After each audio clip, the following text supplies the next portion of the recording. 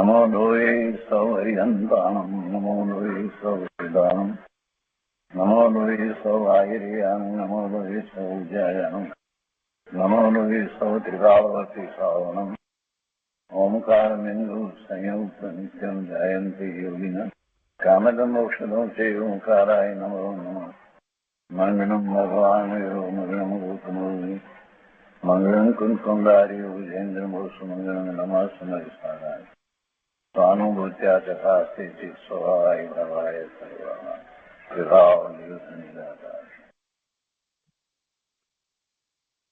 અધ્યાત્મ પ્રેમી પંડિત દૌલતરામજી કૃત છોઢાળા અને પૂજ્ય ગુરુદેવ કાંજી સ્વામીના છોઢાળા ઉપર પ્રવચનો સહિત આપણે છોઢાળાનો સ્વાધ્યાય કરી રહ્યા છીએ. છોઢાળાના સ્વાધ્યાયની અંદર બીજી ઢાળમાં છઠ્ઠી ગાથાનો સ્વાધ્યાય શરૂ કરે છે.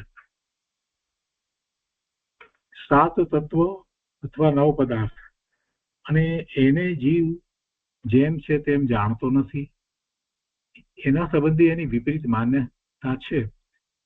તો એ વાત અહીંયા આ બીજી ઢાળની અંદર કરવામાં આવી છે.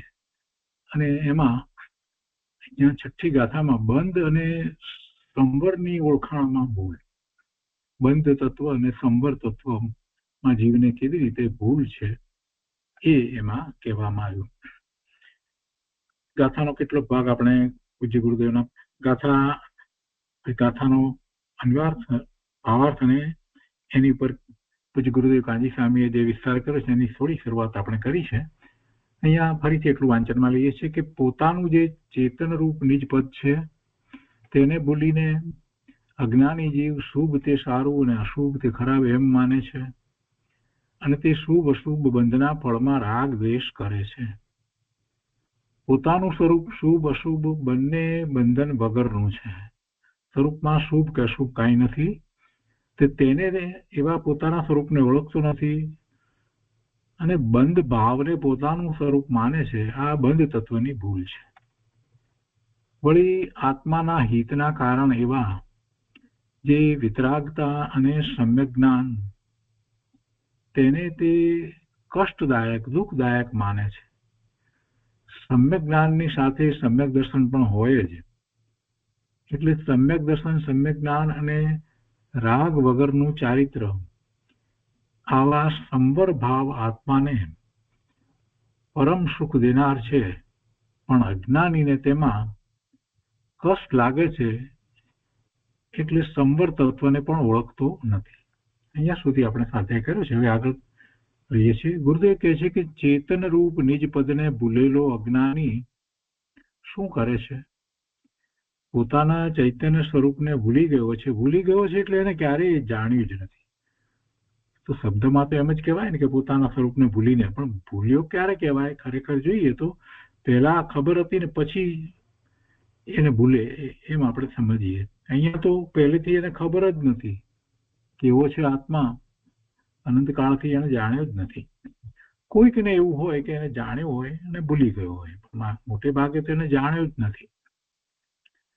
ચેતન રૂપ નિજ પદને ભૂલેલો અજ્ઞાની શું કરે છે તેની વાત છે. આત્મા પોતે ચૈતન્ય નિધાન આનંદનો સમુદ્ર છે. તેની સામે જોતા સમભાવી આનંદ ઝરે છે. વસ્તુ એવી છે એટલે એમાં એકાગ્રતા કરતા આનંદ આવે. આત્મ વસ્તુ જ એવી છે, અનંત ગુણ છે, અનંત ગુણનું ભવન ચાલે છે તો એ અનુભવાય છે. એ આનંદ રૂપે, સુખ રૂપે, શાંતિ રૂપે અનુભવાય છે. તો તેને ભૂલીને અજ્ઞાની પુણ્ય પાપને સેવી રહ્યો છે. શુભ અને અશુભ ભાવમાં પ્રવર્તે છે એટલે પુણ્ય પાપને સેવે છે. શુભ અને અશુભ બંને ભાવો બંધના જ કારણ છે. છતાં અજ્ઞાની શુભને બંધરૂપ નથી જાણતો અને તેને મોક્ષનું કારણ માની અને સેવે છે. શુભ ભાવ છોડવાની વાત નથી કરી, પરંતુ એમ બતાવ્યું છે કે ભાઈ એ પણ પુણ્ય બંધનું કારણ છે, એટલે બંધનું કારણ છે, એને તું મુક્તિનું કારણ ન માન. બસ આટલી વાત કહી છે. કોઈને એમ નથી કહ્યું કે ભાઈ શુભમાંથી તું અશુભમાં જજે. સમ્યક દર્શન કે જે પરમ આનંદરૂપ અને મોક્ષનું કારણ છે તેની કિંમત તેને નથી ભાસતી અને શુભરાગની મહત્તા ભાસે છે. તેથી તે રાગના ફળમાં શુભ ભાવના ફળમાં જ રચ્યો પચ્યો રહે છે. દેવગતિની એને હોશ છે, પણ દેવગતિમાં તો એ પહેલા ઘણી વાર જઈ આવ્યો છે, કેટલી વાર ગયો છે. કે મનુષ્યની ગતિથી અસંખ્ય ઘણી ગતિ એને નરકની કરી છે, એનાથી અસંખ્ય ઘણી દેવની કરી છે. એટલે દેવમાં તો ગયો છે, આ જીવ દેવમાં નથી ગયો છે, પણ તો એ શું, સમ્યક દર્શન વગર તો દુઃખી જ થયો છે. સમ્યક દર્શન જે પરમ આનંદરૂપ અને મોક્ષનું કારણ છે તેની કિંમત આ અજ્ઞાનીને નથી લાગતી અને ભાસતી નથી ને એ શુભરાગની એને સહજતા ભાસે છે. તેથી તે રાગના ફળમાં જ રચ્યો પચ્યો રહે છે, શુભભાવના ફળમાં રચ્યો પચ્યો રહે છે. વિતરાગી જ્ઞાનના અનુભવમાં જે આનંદ છે તેની તેને ખબર નથી. શુભના ફળમાં મને સુખ અને અશુભના ફળમાં મને દુઃખ, અનુકૂળતા આવતા હું સુખી થઈ ગયો અને પ્રતિકૂળતા આવતા હું દુઃખી થઈ ગયો, એમ અજ્ઞાની શુભ અશુભમાં તફાવત દેખે છે. પણ તે તો બંને દુઃખરૂપ અને બંધનરૂપ છે. પોતાનું સાચું સ્વરૂપ એ બંનેથી પાર છે, જેમાં પુણ્ય કે પાપના બંધ નથી, એ કર્મ એમાં નથી. એવું પોતાનું સ્વરૂપ છે જે સદાય સુખરૂપ જ છે. તેને તે ઓળખતો નથી. ચેતન ભાવ અને બંધ ભાવ બંનેની જાત જ જુદી છે. ચેતન ભાવ અને બંધ ભાવ બંનેની જાત જ જુદી છે. શુભ અને અશુભ ભાવ એ બંધ ભાવ છે અને શુદ્ધ ભાવ એ એનું ચેતન ભાવ છે, જ્ઞાન ચેતના. તો કે એની જાત જ જુદી છે. જ્ઞાન વૈરાગ્ય રૂપ અબંધ ભાવ, જેમાં બંધ ન પડે તેવું જ્ઞાન વૈરાગ્ય રૂપ અબંધ ભાવ તે જ સુખ છે, સુખનું કારણ છે. જેટલા બંધ ભાવ તે બધાએ દુઃખ જ છે. બંધ ભાવ તે દુઃખ જ છે. એને કારણે ભવના ભ્રમણ થાય, ગતિ થાય, સંસારની પર્યાય એને ચાલુ રહે. સંવર ધર્મ કહો કે સમ્યક દર્શન જ્ઞાન ચારિત્ર કહો કે વિરાગ જ્ઞાન વિતરાગ વિજ્ઞાન કહો, તે અબંધ ભાવ છે. સંવર ધર્મ એ અબંધ ભાવ છે, જેમાં આશ્રવ થતા જ નથી. એ સંવર એટલે બંધ એમાં પડતો જ નથી. અને જે પૂર્વના કર્મ જે છે એ ઉદયમાં આવી ફળ આપીને ખરી જાય છે, અને એને સંવર છે એટલે એ આશ્રવ કરતો નથી, એને નવા બંધ પડતા નથી. અને એમ થતાં એને શુદ્ધિની વૃદ્ધિ થાય છે, ઘણી નિજરા થાય છે.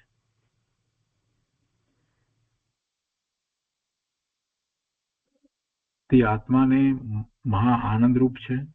સંવર ધર્મ છે તે હિતરૂપ છે. તેને બદલે અજ્ઞાની દેહના કષ્ટને ચારિત્ર માને છે. દેહના કષ્ટને ચારિત્ર માને છે. એમાં ક્યાં ચારિત્ર હતું ભાઈ? ચારિત્રમાં કષ્ટ નથી. એ તો મહા આનંદરૂપ જગત પૂજ્ય પદ છે. તું ચારિત્રને સમજ્યો નથી એટલે દેહની ક્રિયા સમજે છે, અને પછી તને દેહ સાથે એકત્વ છે એટલે એ તપ વગેરે શરીરમાં જે થાય છે એમાં કષ્ટ લાગે છે. પણ ચારિત્રનું સ્વરૂપ તો અંતરંગ છે. ચારિત્ર કઈ આ સ્વભાવ રૂપ છે એમ પણ નથી, અને બાહ્ય તપરૂપ છે ચારિત્ર એમ પણ નથી.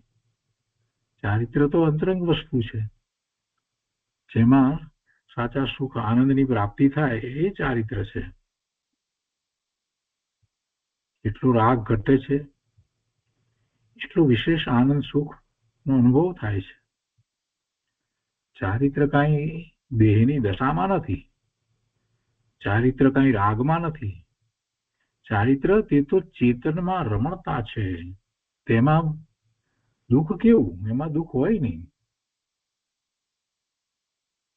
અરે અજ્ઞાનીને બધા તત્વોમાં ભૂલ છે. ગુરુદેવ તો આ વાત ઘણી વાર કરે છે. મેં તો કેટલી વખત આ વાત કરી છે કે એક તત્વની સાચી સમજ ના કરે અને મોટી કલ્પના એને માને તો એ એક તત્વની ભૂલ નથી, એ બધા સાથે સાથની એમાં ભૂલ આવી જાય છે. ગુરુદેવ કહે છે કે અજ્ઞાનીને બધા તત્વોમાં ભૂલ છે. મિથ્યાત્વ સહિત પ્રવર્તે છે ને એ અજ્ઞાની છે, એને બધા તત્વોમાં ભૂલ છે. બંધનમાં સુખ માને, સંવરમાં દુઃખ માને, અજીવને જીવનું માને, જીવને દેહરૂપ માને, એમ અત્યંત વિપરીતતા છે. અને આ વિપરીત બુદ્ધિ મહાદુઃખરૂપ છે. એનાથી છૂટવા માટે આ ઉપદેશ છે. શું ઉપદેશ છે? કે વસ્તુ સ્વરૂપને જેમ છે તેમ જાણ, તત્વોની શ્રદ્ધા જેવું તત્વ છે એવી કર. એવી શ્રદ્ધા માટે તને જીનવાણી કાર્યકારી થાય, એ સિવાય બીજું કાંઈ નિમિત્ત થઈ શકે નહીં. ભગવાને 8 કર્મના ફળને 20 વૃક્ષના ફળ કયા છે. મુખ્ય 8, 4 ઘાતી કર્મની પ્રકૃતિ અને 4 અઘાતી કર્મની પ્રકૃતિ. તો એ 8 કર્મ, એ 8 કર્મના ફળને 20 વૃક્ષના ફળ કયા છે. તેમાં એકેય શુભને બાકી નથી રાખ્યું. એટલે કે એમ નથી કે ભાઈ આ છે એ નહીં, એના સિવાય બીજા બધા છે તે 20 વૃક્ષના ફળ, એમ નથી કહ્યું. કેમ કે અઘાતી કર્મની પ્રકૃતિમાં પુણ્ય પ્રકૃતિઓ અને પાપ પ્રકૃતિઓ, શુભ અને અશુભને કારણે થતી પુણ્ય પ્રકૃતિ અને અશુભ અને પાપની પ્રકૃતિઓ, એ બધીને એટલે પુણ્ય પ્રકૃતિ જે છે એને પણ 20 વૃક્ષના ફળ કયા છે. કેમ કે 8 કર્મના એટલે 148 પ્રકૃતિઓ બધી થઈને એ બધાને 20 વૃક્ષના ફળ કયા છે. એમ નથી કહ્યું કે માત્ર ઘાતી કર્મની પ્રકૃતિ છે એ જ 20 વૃક્ષ છે આ ફળ છે, એમ નથી. અઘાતી કર્મની પ્રકૃતિને પણ, અને અઘાતી કર્મની પ્રકૃતિઓ 101 પ્રકૃતિ છે. એમાં કેટલીક પ્રકૃતિ પુણ્ય પ્રકૃતિ છે, કેટલીક પાપ પ્રકૃતિ છે. તો એમાં એમ નથી કહ્યું કે પુણ્ય પ્રકૃતિ સિવાયની જે છે એ 20 વૃક્ષના ફળ, એમ નહીં. બધી જ એટલે બધી 148 પ્રકૃતિઓ જે છે એ 20 વૃક્ષના ફળ, એમ ભગવાનના જ્ઞાનમાં વાત આવી છે. એટલે કોઈને બાકી રાખ્યું નથી. પણ વસ્તુ સ્વરૂપ જ એવું છે. કર્મ ક્યાં આત્માનો સ્વભાવ છે? આત્મા કર્મ રહિત જ છે, ત્રિકાળ કર્મ રહિત જ છે. કર્મ સહિત ભગવાન આત્મા ક્યારે હતો નહીં, અત્યારે નથી ને ભવિષ્યમાં પણ હોય નહીં. માત્ર કે કર્મ એની સમીપમાં છે અને એ કર્મ એના પરિણામ બદલતા નથી, એટલે એ કર્મ રહિત છે. પોતાની વસ્તુ હોય એ જાય નહીં, છૂટે નહીં, એ સતત રહે જ તો પોતાની. કર્મ કઈ કાયમ રહેતા નથી, બદલાયા કરે છે, છૂટે છે, નવા બંધાય, બધું ચાલ્યા કરે છે. એટલે પોતાની વસ્તુ નથી. ચૈતન્ય રૂપ આત્મા અમૃતની વેલડી છે અને તેના એવા આત્માના અનુભવમાં આનંદના ફળ આવે છે. અને તેનાથી વિરુદ્ધ શુભ અશુભ બધા ભાવોનું ફળ ઝેર જેવું છે, વિષ રૂપ છે. જેને પુણ્યની રુચિ છે તેને જળની રુચિ છે. કેમ કે પુણ્ય દ્વારા પ્રાપ્ત શું થવાનું છે? આત્માની તો પ્રાપ્તિ થતી નથી. સંયોગો મળે છે અને સંયોગોમાં જે પદાર્થો જે રહ્યા છે એમાં એ સુખની કલ્પના કરે છે. એટલે કે છે કે જેને પુણ્યની રુચિ છે તેને જળની રુચિ છે, તેને આત્માની રુચિ નથી. પ્રભુ તું મુક્ત સ્વરૂપ આત્મા, બંધન વગરનો, અને તું બંધનનો પ્રેમ કરીને તેમાં રોકાણો, એ તો દુઃખ છે. તું બંધમાં રોકાણો, તું બંધને ઈચ્છે છે, પુણ્યના બંધને ઈચ્છે છે, એ તો દુઃખ છે. બેડી હોય તો બેડીથી કોણ બંધાવા માંગે? કોઈ કે ના આ તો સોનાની છે, એની ઉપર હીરા જડેલા છે. અરે ભાઈ, સોનાની હોય ને હીરા જડ્યા હોય તોય શું થયું? છેવટે તો બાંધે છે ને, બાંધનાર જ છે ને. લોખંડની હોય કે સોનાની હોય, પણ છેવટે તો એનાથી બંધાવાનું જ થાય છે ને. એટલે શુભ અશુભ ભાવ હોય કે શુભ ભાવ હોય, છેવટે તો બંધનું જ કારણ છે ને.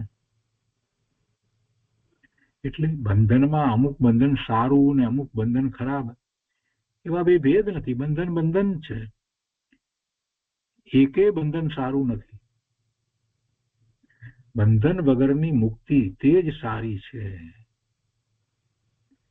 ગુરુદેવ કહે છે કે જેને આત્માની રુચિ નથી અને જેને શુભભાવની રુચિ છે, એને ખરેખર જોવા જઈએ તો એને બંધનની રુચિ થઈ. એને બંધનની રુચિ થઈ, જડની રુચિ છે. મુક્ત સ્વરૂપ આત્મા બંધન વગરનો, અને એને બંધનનો આવો મોહ, પુણ્ય બંધ, દેવ ગતિ. અરે ભાઈ, એ બધું બંધ જ છે. બંધન વગરની મુક્તિ તે જ શ્રેષ્ઠ વસ્તુ છે, તે જ સારી વસ્તુ છે, તે જ પોતાની વસ્તુ છે, તેમાં જ સુખ છે. કોઈએ પ્રશ્ન કર્યો કે શુભના ફળમાં તો ધર્મના નિમિત્તની સામગ્રી મળે ને, એવા નિમિત્તો પણ પ્રાપ્ત થાય ને. શુભના ફળમાં પુણ્યનો બંધ પડ્યો હતો, માટે તે સારું કેમ ન કહેવાય? એને તમે પાપની સાથે કેમ સરખાવી દો છો? બંધ થાય પણ પુણ્યનો બંધ તો સારો છે. એ બંધને કારણે તો એને ધર્મના નિમિત્ત થાય એવા સંયોગો, એવી સામગ્રી, એ બધું પ્રાપ્ત થાય છે. તો તમે એને કેમ પાપ જેવું જ ગણો છો? એટલે એ તો સારું છે. તો એનું સમાધાન આપતા પૂજ્ય ગુરુદેવ કહે છે કે ધર્મની દુર્લભતા બતાવવી હોય ત્યાં નિમિત્તથી એમ કહેવાય. ધર્મની દુર્લભતા બતાવવી હોય ત્યાં નિમિત્તથી એમ કહેવાય. પણ ખરેખર તે શુભ નિમિત્તો પણ આત્માથી જુદા છે. એ શુભ નિમિત્તો પણ આત્માથી જુદા છે, આત્માથી બહાર છે. તે સંયોગ સામે જોયા કરે તો આત્માને ધર્મનો લાભ ન થાય. ભલે ને એ ધર્મમાં નિમિત્ત થાય એવી વસ્તુ છે, એ બધું પ્રાપ્ત થયું હોય તો પણ એ બહાર છે, એ સંયોગ રૂપ છે. અને એની સામે જ્યાં સુધી જોયા કરે, એટલે કે એમાં જ રોકાઈ રહેશે, તો ધર્મનો લાભ નહીં થાય. સંયોગ એવા મળ્યા, સારા કુટુંબમાં જન્મ્યો, જૈન સંસ્કાર આ તે બધું હતું, ત્યાં જ રહ્યો, એવું શિક્ષણ પણ મળ્યું, બધું મળ્યું, અને એવા જ્ઞાની પુરુષો પણ મળ્યા. આ બધો સંયોગ છે. પણ એમાં ને એમાં રહેવાથી આત્માની પ્રાપ્તિ નહીં થાય, કેમ કે એ સંયોગ છે. અને સંયોગ પાછો કઈ કાયમ રહે છે એક સરખો, એમ પણ હોતું નથી. આત્મા તો એ સંયોગથી ભિન્ન વસ્તુ છે. તો સંયોગથી ભિન્ન નિજ સ્વરૂપને એ નિહાળે, અવલોકે, એનું અવલોકન થાય, ત્યારે જ સુખ થાય અને ધર્મ થાય. શુભ પણ મારા જ્ઞાનથી ભિન્ન છે એમ જાણ્યા વગર અંતર્મુખ થશે ક્યાંથી? શુભ પણ મારા જ્ઞાનથી ભિન્ન છે એમ જાણ્યા વગર અંતર્મુખ થશે ક્યાંથી? શુભને ધર્મ માનશે તો ત્યાં રોકાઈ રહેશે. અરે, જે પોતાનો સ્વભાવ નહીં, જે પોતાનો સ્વભાવ નથી, જે પોતાના મોક્ષને રોકનાર, એટલે કે પોતાના મુક્તિના પુરુષાર્થને રોકનાર છે, એવા શુભ રાગમાં ઉત્સાહશો. એમાં રોકાવાથી તો મોક્ષ માર્ગમાં આગળ વધી શકાતું નથી. એટલે કે છે કે એવા શુભ રાગમાં ઉત્સાહશો. ધર્મીને ચૈતન્યના અનુભવનો ઉત્સાહ છે, ચૈતન્યના અનુભવનો ઉત્સાહ છે. અને એવો ચૈતન્યના અનુભવનો ઉત્સાહ છે તો એવા પુણ્યના બંધ પણ પડે છે, પણ એનો કઈ પુરુષાર્થ નથી. એને ઉત્સાહ પુરુષાર્થ રુચિ શેની છે? સ્વરૂપની છે, સ્વરૂપ પ્રાપ્તિની છે. પણ એનો જે પુરુષાર્થ કરે છે તો એમાં શુભભાવ હોય છે, એને કારણે એવા પુણ્યના બંધ પણ પડે છે. ખેડૂત ખેતરની અંદર ઘાસ નથી વાવતો, એને ત્યાં ઢોર છે, એને ત્યાં 10 ઢોર છે, તો એને માટે ઘાસ ના, એને માટે ઘાસ નથી વાવતો. એ સારામાં સારી જાતના ઘઉં આવે છે, અને એની સાથે જે સારા ઘઉં છે તો ઘાસ જે એને મળે છે એ પણ સારી જાતનું મળે છે. જેટલા ઘઉં મળે છે એના કરતા 10 ગણું એને ઘાસ પ્રાપ્ત થાય છે. એ બાય પ્રોડક્ટ છે, એને માટે એને કઈ કર્યું નથી. એને તો ઘઉંનો જ ઘઉંની પ્રાપ્તિનો જ ઉત્સાહ હતો, એની જ એની મહેનત હતી, એટલે સાથે ઘાસ મળી જાય છે. એવી રીતે આત્મા શુદ્ધ છે, અને એવા શુદ્ધ સ્વરૂપની પ્રાપ્તિનો પુરુષાર્થ કરીએ તો સાથે પુણ્યના બંધ પડે છે.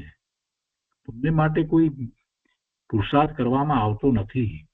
આ વાતને જ પકડવાની છે. પુણ્યના પુરુષાર્થ ન હોય, શુદ્ધ સ્વભાવના પુરુષાર્થ હોય. ધર્મીને ચૈતન્યના અનુભવનો ઉત્સાહ છે, એને માટે એને પુરુષાર્થ વર્તે છે. રાગનો કે પુણ્યનો ઉત્સાહ નથી, એને માટે પુરુષાર્થ ન કરે. એમાં શું પુરુષાર્થ કરવા જેવું છે? કોઈ કહે કે તમને ઊંચા પુણ્ય બંધાયા, તો જ્ઞાની કહે છે કે અરે અમે ચૈતન્ય, તેમાં વળી બંધન શા? બંધાયા એટલે અમારે બંધન વળી કેવા? અમારે કાંઈ બંધન જોઈતા નથી.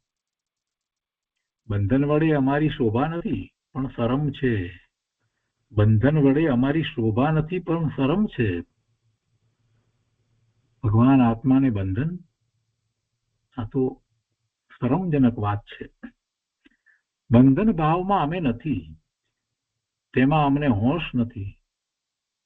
વિતરાગી જ્ઞાન રૂપ અબંધ ભાવમાં અમે છીએ, તેમાં અમારો ઉત્સાહ અને પ્રેમ છે. આગળ કહે છે, હૃદય કહે છે કે ભાઈ, તારું હિત ચાહતો હો તો એકવાર તું આવી ઓળખાણ કર. બધું જુદું જુદું છે, અને જેમ છે તેમ સમજ. આ બધી ભેળસેળ કાઢી નાખ. બીજું બધું ભૂલી જા અને તારા નિજ સ્વરૂપને ઓળખ. શુભ પુણ્ય સારું અને અશુભ પાપ ખરાબ, એટલે તેના ફળરૂપ અનુકૂળ સામગ્રીમાં સુખ અને પ્રતિકૂળ સામગ્રીમાં દુઃખ, એવી માન્યતાને લીધે અનુકૂળ સામગ્રીમાં સુખ અને પ્રતિકૂળ સામગ્રીમાં દુઃખ. પણ એમાં એ અનુકૂળ છે એવું એને કલ્પના દ્વારા નક્કી કર્યું છે. ખરેખર અનુકૂળ છે તો પછી બધાને અનુકૂળ હોવું જોઈએ, પણ એવું તો બનતું નથી. એકની એક સામગ્રી કોઈને અનુકૂળ લાગે ને કોઈને પ્રતિકૂળ લાગે. એટલે સામગ્રીમાં સુખ નથી, સામગ્રીમાં અનુકૂળતા કે પ્રતિકૂળતા કાંઈ નથી. સામગ્રી છે, એનાથી જુદી છે, એ પૂતગલના સ્કંદ છે.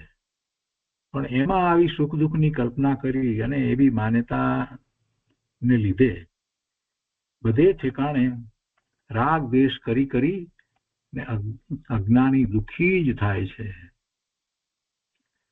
વિતરાગી જ્ઞાનની શાંતિ તેને ક્યાંય મળતી નથી, કેમ કે બંધ વગરના જ્ઞાનમય નિજ પદને તે સેવતો નથી. કેવું છે નિજ પદ? જ્ઞાનમય છે. વળી કેવું છે? બંધ વગરનું છે. એમાં કોઈ બંધ નથી અને એ જ્ઞાનમય છે. એવા નિજ પદને તે સેવતો નથી, ઓળખતો પણ નથી. અને તે ઓળખાણ માટે આ ઉપદેશ છે. સાચી ઓળખાણ કર, નિજ પદની સાચી ઓળખાણ કર. હૃદય કહે છે કે અનુકૂળ સંયોગમાં જે સુખ માને ને તેના કારણરૂપ શુભ રાગમાં પણ સુખ માને, એટલે રાગ વગરના ચૈતન્ય સુખને તે ક્યાંથી અનુભવે? એને વિકલ્પ જ ના આવે કે રાગ વગરનું સુખ પોતાના ચૈતન્ય સ્વરૂપમાંથી પ્રાપ્ત થાય, એનો તો વિચારે ના આવે. સંયોગથી અને રાગથી ભિન્ન, સંયોગથી પણ જુદું, રાગથી પણ જુદું પોતાનું નિજ પદ છે.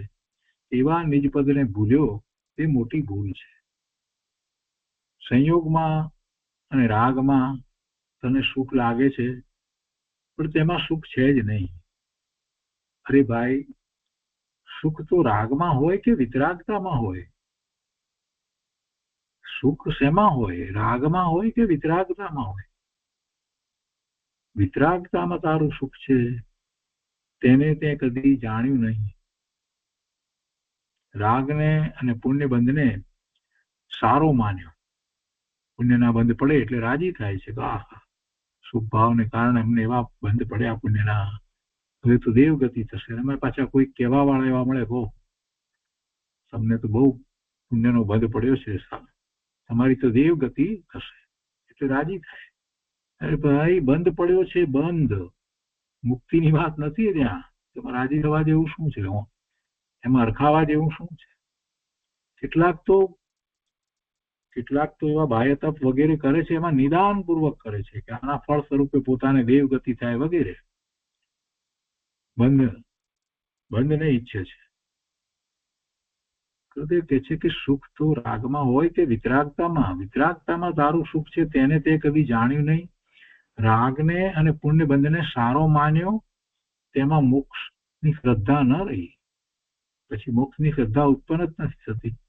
મોક્ષની વાત જ રહેતી નથી. જેને રાગની રુચિ છે તેને મોક્ષની શ્રદ્ધા જ નથી. મોક્ષ તો જ્ઞાનમય છે.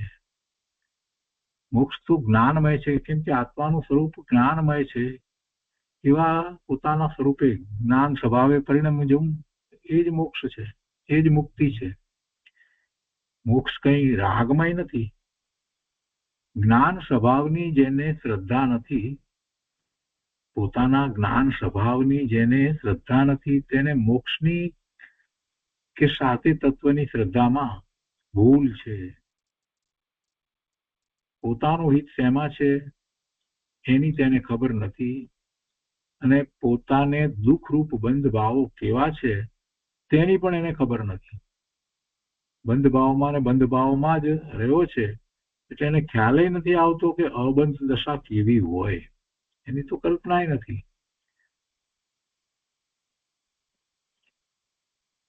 અહિતરૂપ એવા બંધ ભાવને, શુભ રાગને તે હિતરૂપ માનીને સેવે છે, અને પરમ હિતરૂપ એવા વિતરાગી શ્રદ્ધા જ્ઞાન ચારિત્રને તે કષ્ટરૂપ સમજીને તેનાથી દૂર ભાગે છે. એ તો અઘરું, બહુ અઘરું હોય. એ તો બહુ અઘરું એમ પાછું લાગે. જે પરમ હિતરૂપ છે, જે પરની અપેક્ષા વિના, પરાધીનતા વિના સ્વના આશ્રય પ્રગટ થાય છે. પરમ હિતરૂપ એવા વિતરાગી શ્રદ્ધા જ્ઞાન ચારિત્ર પોતાના શુદ્ધ સ્વરૂપના આશ્રય પ્રગટ થાય છે. એ પરની અપેક્ષા વિના પ્રગટ થાય છે. એમાં પરની મદદની જરૂર નથી. તો એને એ કષ્ટરૂપ સમજી અને તેનાથી દૂર ભાગે છે. અરે જીવો દુઃખને ચાહતા નથી, પણ દુઃખના કારણરૂપ મિથ્યા ભાવોને દિન રાત સેવે છે. એક તરફ એને જોઈએ છે સુખ, દુઃખ નથી જોઈતું, પણ દુઃખનું કારણ મિથ્યાત્વ, મિથ્યા ભાવો એને પાછા છોડવા નથી. એ દિન રાત એને જ સેવે છે. તો પછી દુઃખ ક્યાંથી જશે? કેટલી સરસ દલીલથી વાત સમજાવી છે. જીવો સુખને ચાહે છે, જીવો સુખને ચાહે છે, પણ સુખનું કારણ શું, સાચું સુખ ક્યાં, એની તો ખબર નથી. તેના કારણરૂપ વિતરાગ વિજ્ઞાનને ક્ષણ પણ સેવતા નથી. તો પછી સુખ ક્યાંથી પ્રાપ્ત થશે? જો જીવાદી નવ તત્વોનું સ્વરૂપ બરાબર ઓળખે તો પોતાને હિતરૂપ શું છે, કોણ છે, અને પોતાને અહિતરૂપ કોણ છે, અહિતરૂપ શું છે તે જાણે, અને અહિતકર ભાવોનું સેવન છોડીને હિતરૂપ એવા વિતરાગ વિજ્ઞાનને સેવે. ગુરુદેવ કરુણા કરીને કહે છે, ભાઈ, ચાર ગતિમાં જે અનંત દુઃખો તે ભોગવ્યા, તેનાથી છૂટવું હોય અને મોક્ષ સુખ અનુભવવું હોય તો મિથ્યા શ્રદ્ધા છોડીને વિતરાગ વિજ્ઞાનનું સેવન કર. પરમાત્માની વાણી છે એનો સ્વીકાર કર, આત્મસાત કર અને એ જ પ્રમાણે પ્રવર્તન કર, જેથી સમ્યક્ત્વથી માંડી અને સિદ્ધત્વ સુધીનો આખો પુરુષાર્થ થશે. હૃદય કે છે કે હા, દુઃખથી છૂટવાનું કોને ન ગમે? બધાને દુઃખથી છૂટવું છે. દુઃખથી છૂટવા માટેનો અત્યારે આ અવસર છે. મનુષ્ય ગતિ થઈ છે, સંઘની પચેન્દ્રિય થયો છે, સમજ પણ છે અને શાસ્ત્રો પણ મળ્યા છે. આનાથી બીજો રૂડો અવસર કયો હોય કે જેમાં એ સમ્યક્ત્વનો પુરુષાર્થ કરી શકે? આ ઉત્કૃષ્ટ અવસર છે જેમાં સમ્યક્ત્વનો એટલે કે સુખની પ્રાપ્તિનો ઉપાય એ કરી શકે છે. દુઃખથી છૂટવા માટેનો આ અવસર છે.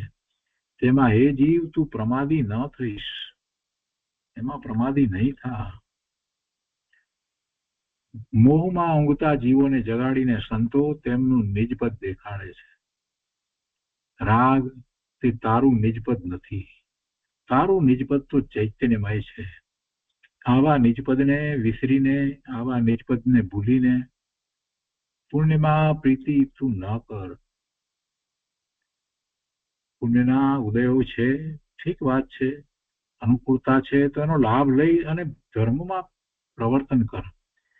અનુકૂળતા છે તો આત્માને ભૂલી અને ભોગ વિલાસમાં જે જીવન પૂરું કરે છે એ તો પાપ સિવાય બીજું કાંઈ બાંધતા નથી. નિજ પદને વિસરી અને પુણ્યમાં પ્રીતિ તું ન કર. શુભરાગની પ્રીતિથી તો સંસાર મળે છે, તો જેની પ્રીતિથી સંસાર મળે તેને સારું કેમ કહેવાય?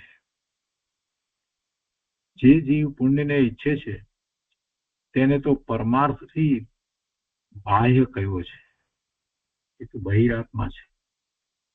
એને પરમાર્થથી બાહ્ય કહ્યું એટલે બહિરાત્મા. પરમાર્થ બાહ્ય જીવો અરે જાણે ન હેતુ મોક્ષનો, અજ્ઞાનથી તે પુણ્ય ઈચ્છે હેતુ જે સંસારનો. અજ્ઞાનથી એ પુણ્ય ઈચ્છે છે કે જે સંસારનું કારણ છે, એવા પુણ્ય ઈચ્છે છે. જે પરમાર્થ બાહ્ય જીવો છે એ બધા જાણે ન હેતુ મોક્ષનો, મોક્ષનું કારણ જાણતા નથી. અજ્ઞાનથી તે પુણ્યને ઈચ્છે છે કે જે ખરેખર મોક્ષનું નહીં પરંતુ બંધનું, સંસારનું કારણ છે. ધર્મીએ અને આવી વાત આવી એટલે પ્રશ્ન કર્યો છે કે ધર્મીને પુણ્ય ન હોય?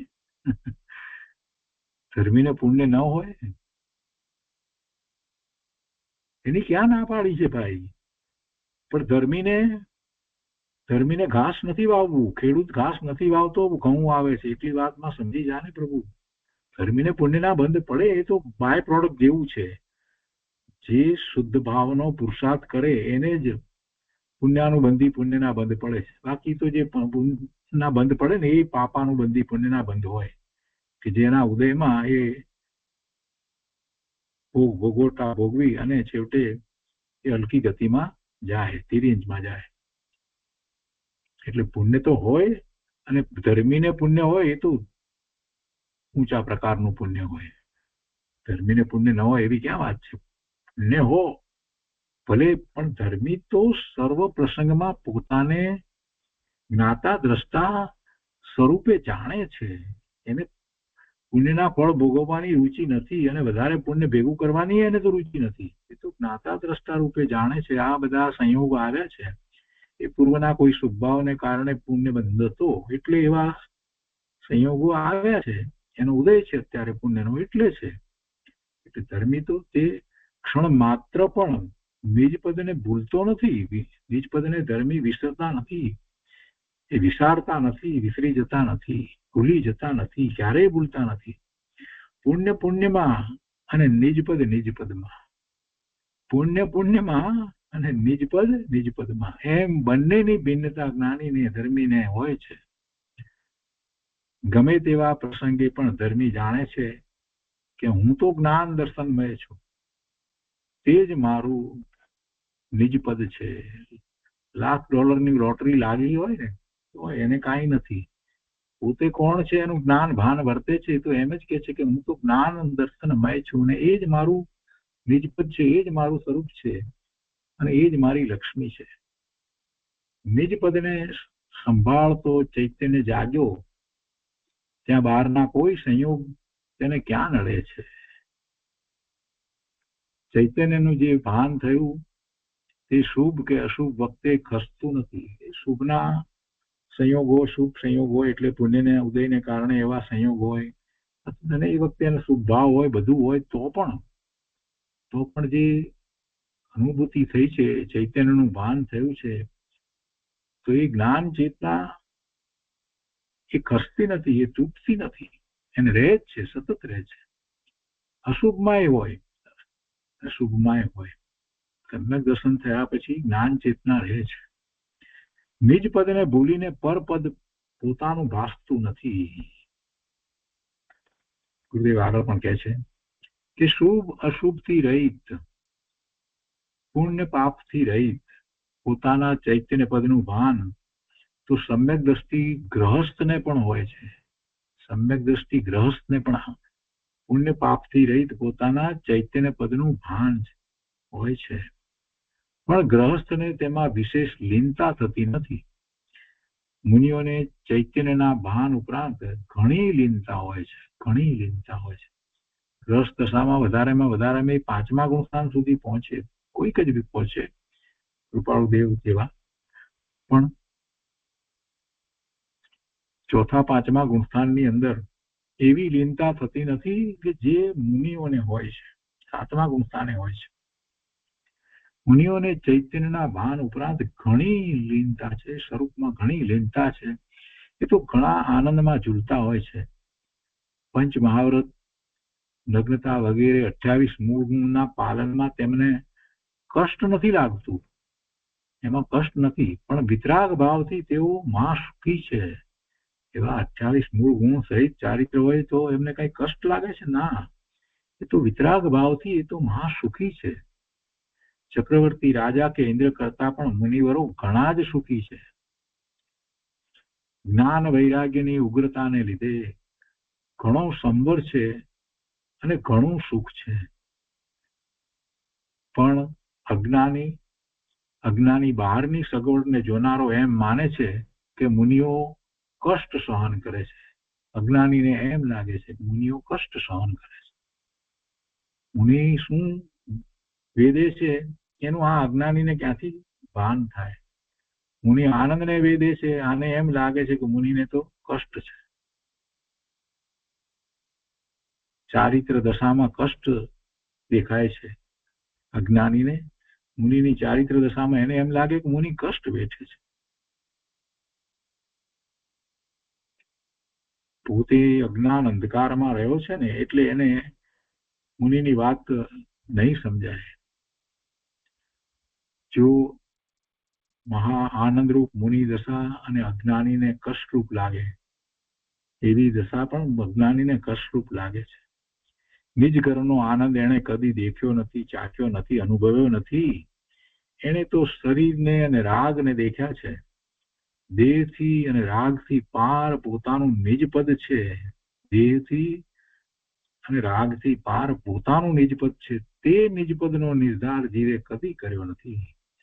અનાદિથી જીવે મિથ્યાત્વનું જ પોષણ કર્યું છે. પોતાના નિજપદનું ક્યારેય એને લક્ષ્ય કર્યું જ નથી. આગળ કહે છે કે આત્મહિત હેતુ વિરાગ જ્ઞાન, એમ કહ્યું છે. રાગને આત્માના હિતનો હેતુ નથી કહ્યો, પરંતુ વિતરાગ વિજ્ઞાન એને આત્માનું હિતનું કારણ કહ્યું છે. વિરાગ જ્ઞાન એટલે રાગના અભાવરૂપ જ્ઞાન. તે મોક્ષ માર્ગ છે. તેમાં નિશ્ચય, સમ્યક દર્શન, જ્ઞાન, ચારિત્ર આવી જાય છે. નિશ્ચય, સમ્યક દર્શન, જ્ઞાન, ચારિત્ર તે ત્રણેય વિરાગ છે. રાગ નથી, વિરાગ છે. રાગ વગરના છે.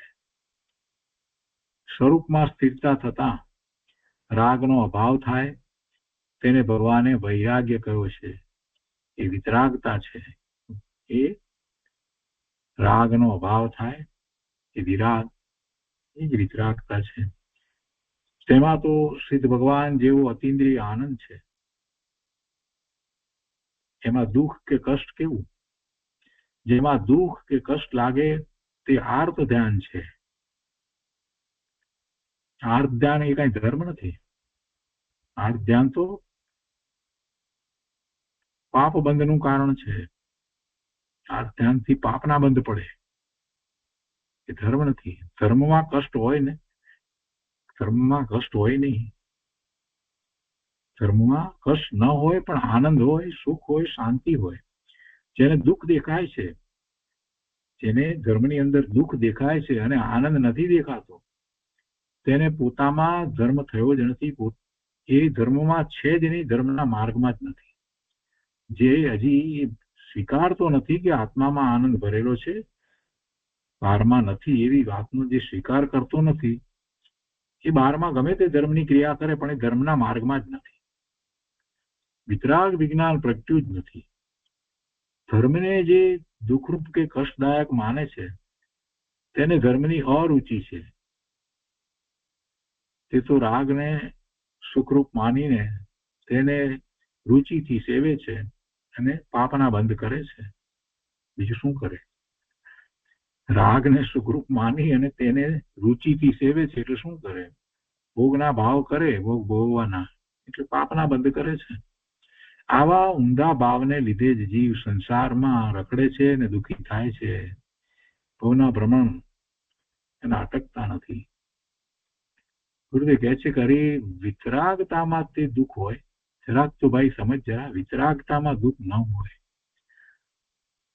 વિતરાગતા જેના લક્ષ્ય પ્રગટ થાય છે એ વસ્તુ જ પૂર્ણ, શુદ્ધ, પવિત્ર, આનંદમય, સુખમય એવી વસ્તુ છે. તો પછી એના લક્ષ્ય દુઃખ ક્યાંથી થાય? વિતરાગતામાં દુઃખ હોય? દુઃખ તો રાગમાં છે. વિતરાગતા તો આત્માનો સ્વભાવ છે. તેમાં તો પરમ સુખ છે. તેમાં તો પરમ સુખ છે. હા, જ્ઞાન વૈરાગ્યના બળથી જે પોતાના નિજ ઘરમાં ઠર્યા, જ્ઞાન વૈરાગ્યના બળથી જે પોતાના નિજ ઘરમાં ઠર્યા, તેના અતિન્દ્રિય આનંદની સી વાત. રાગ વડે તે આનંદ કલ્પનામાં ન આવી શકે.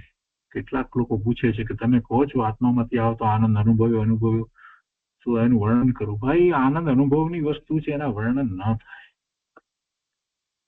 એક ભાઈ હમણાં જ મને પ્રશ્ન કર્યો, 2-3 દિવસ પહેલાની વાત છે, કંઈક પૂછતા હતા અને પછી એમ કહ્યું કે આમ કહે છે કે આત્મામાંથી આનંદની અનુભૂતિ થઈ, સમ્યક દ્રષ્ટિ કોઈ કે કહ્યું એમ કે, પણ એ કેવો છે આનંદ? એનું કે એને પૂછીએ છીએ તો એ તો કાંઈ કહેતા નથી, એનું વર્ણન કરતા નથી. એટલે બહારમાં એવી વસ્તુ હોય તો એની સાથે સરખાવીને વર્ણન થાય ને. કેવી રીતે વર્ણન થાય? કલ્પનામાં એ વાત આવી શકે એમ જ નથી. જે અનુભવની વસ્તુ છે એને અનુભવવી જ પડે.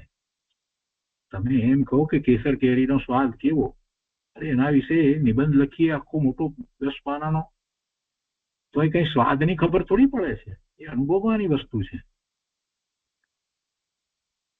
અતિન્દ્રિય આનંદ ઇન્દ્રિયોથી નથી અનુભવાતો, અતિન્દ્રિય પણ અનુભવાય છે. એની સી વાત. રાગ વડે તે આનંદ કલ્પનામાં ન આવી શકે. જેવું સિદ્ધનું સુખ એવું જ આ સુખ. એમાં વળી કષ્ટ કેવું? એમાં કષ્ટ નહીં ને કંટાળો હોય કેવું? કંટાળવા જેવી વાત નથી, તો આનંદની વાત છે. ભલે ને શરીરને સિંહ વાઘ ખાતા હોય, આવો આનંદ જેમાં ભર્યો છે તે સંવર તત્વ છે.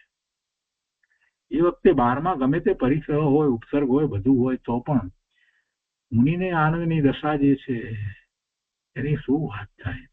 એને કાંઈ વર્ણન થઈ શકે નહીં. મહાપુરુષોએ એમ જ કહ્યું છે, અનુભવની ચીજ છે તો અનુભવ, બીજી કોઈ વાત નથી. એટલે એવો આનંદ જેમાં ભર્યો છે તે સંવર તત્વ છે. તેમાં આશ્રવ થતો જ નથી. એને ઓળખે અને પોતામાં પ્રગટ કરે તો જ દુઃખ મટે અને ધર્મ થાય. આવા તત્વના જ્ઞાન વગર સાચો ત્યાગ કે વૈરાગ્ય હોય નહીં. તત્વના જ્ઞાન વગર સાચો ત્યાગ કે વૈરાગ્ય હોય નહીં. રાગાદી બંધ ભાવને જે સારો માને તેને વિરાગ જ્ઞાન હોતું નથી. અને વિરાગ જ્ઞાન એટલે વિતરાગ વિજ્ઞાન વગર આત્માનું હિત થાય નહીં. માટે હે જીવ, તું તત્વોનું યથાર્થ સ્વરૂપ ઓળખીને વિતરાગ વિજ્ઞાન પ્રગટ કર. એ પ્રગટ કરવાની વસ્તુ છે. પ્રગટ કરવું એટલે શું? તો કે છે કે પોતાનો એવો વિતરાગ વિજ્ઞાન રૂપ પૂર્ણ સ્વભાવ જ છે, એને પ્રગટ કર. એ વિતરાગ વિજ્ઞાન કઈ બહારથી લાવવાનું છે એમ નથી. જેમણે પ્રગટ કર્યું છે બધાએ પોતે પોતાના સ્વભાવને જ પ્રગટ કર્યો છે. એ જ વિતરાગ વિજ્ઞાન છે. અને એ દ્વારા આપણે માહિતી પ્રાપ્ત કરીએ છીએ. કેવી રીતે એ પ્રગટ કરવું એ વાતને પ્રાપ્ત કરીએ છીએ. એટલે એને જીનવાણી કહેવામાં આવી અને વિતરાગ વિજ્ઞાન કહેવામાં આવ્યું, દિવ્ય ધ્વનિ કહેવામાં આવ્યું. પણ છેવટે એ બધું જ જે છે તે દ્વારા આપણે એનો માર્ગ જાણીએ છીએ, પણ પછી માર્ગે ચાલવાનું તો પોતાને છે ને. એટલે કે છે કે એ ઓળખી લે. ઓળખવા માટે બરાબર છે, શાસ્ત્રનો અભ્યાસ જરૂરી છે આત્માની ઓળખ કરવા માટે, પણ પછી એની પ્રગટતા માટે તો એને પોતે જ પુરુષાર્થ કરવાનો છે. વિતરાગ વિજ્ઞાન પ્રગટ કર, બહુ સરસ વાત છે. તો એ રીતે 6ઠ્ઠી ગાથાનો વિસ્તાર પૂરો થયો. હવે આવતી વખતે આપણે નિર્જરા અને મોક્ષ તત્વમાં અજ્ઞાનીની ભૂલ તથા મિથ્યા જ્ઞાનનું સ્વરૂપ એ 7મી ગાથામાં કહ્યું છે એનો સ્વાધ્યાય કરીશું. આજનો સ્વાધ્યાય આપણે અહીંયા સુધી રાખીએ છીએ, 6ઠ્ઠી ગાથા સુધી.